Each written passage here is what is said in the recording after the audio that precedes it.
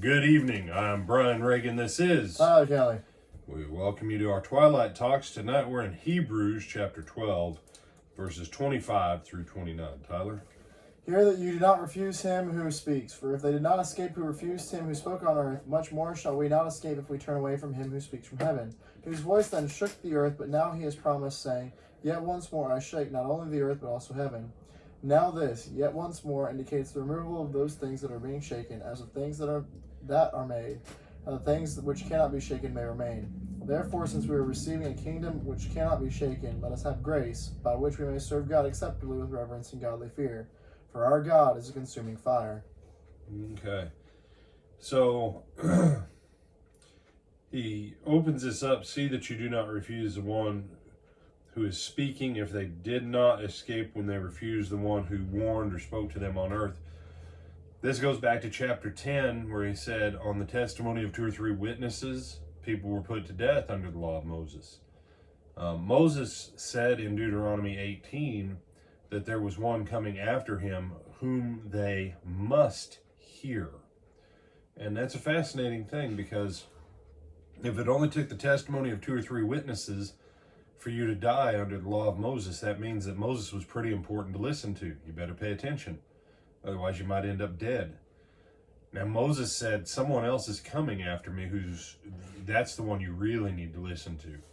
The Apostle Peter will quote this same verse in Acts chapter 3 about Jesus being the fulfillment of what Moses had promised. And the writer of Hebrews picks that same theme up here. And, we live in a stupid time. We have more raw information available to us than at any time that we know of in what we have for recorded history.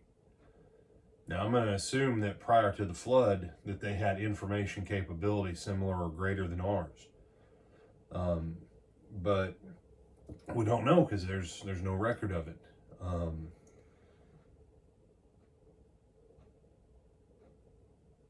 But we think we're smart. We think there's something else. And the writer of Hebrews, Moses, 1,500 years before Jesus walked on the earth. All of it. And Hebrews 1 starts out this way.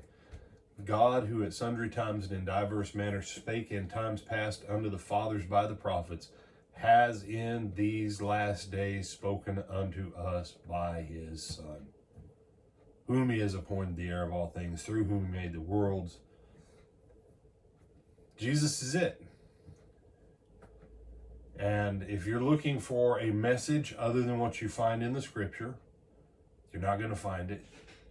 If you're trying to find a messenger from God, Jesus is it. That's the end. When God manifests in the flesh and he speaks, there is no other discussion. It's not just some deity out there. It's deity in the flesh. And so what we are looking forward to is something that's eternal. It cannot be shaken. But we have to not be shaken by the events of our daily world so that we can stay grounded in the word of the Son. Some other thoughts, my brother? No, sir.